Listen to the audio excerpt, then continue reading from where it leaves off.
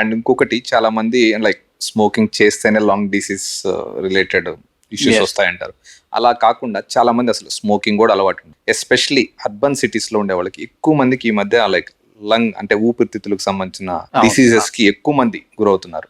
ఏంటి రీజన్ అంటారు? వాళ్ళు స్మోకింగ్ అలవాటు ఉండదు, ఇది ఎక్కువ అర్బన్ లో మనకు కనిపిస్తున్నాయి. స్మోకింగ్ లో కూడా అంటే ఏంటంటే ఇప్పుడు స్మోకింగ్ లో యాక్టివ్ స్మోకింగ్ అని ఉంటుంది, ప్యాసివ్ స్మోకింగ్ అని ఉంటుంది.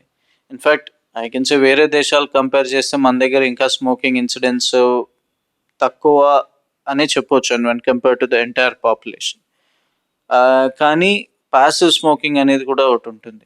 ప్రతి ఒక శరీరం స్మోక్కి అదే స్మోక్లో మనం నికోటిన్ స్మోకింగ్, నికోటిన్ కాకుండా దాంట్లో చాలా కార్సినోజన్స్ అంటే క్యాన్సర్ కాజ్ చేసే పదార్థాలు ఉంటాయి.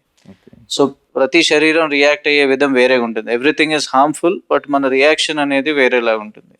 సో ఒకవేళ యాక్టివ్ స్మోకింగ్ చేసినా యాక్టివ్ స్మోకింగ్ కన్నా ఒక్కొక్కసారి ప్యాసివ్ స్మోకింగ్ చేసే వాళ్ళకి కూడా రిస్క్ ఎక్కువ ఉంటుంది.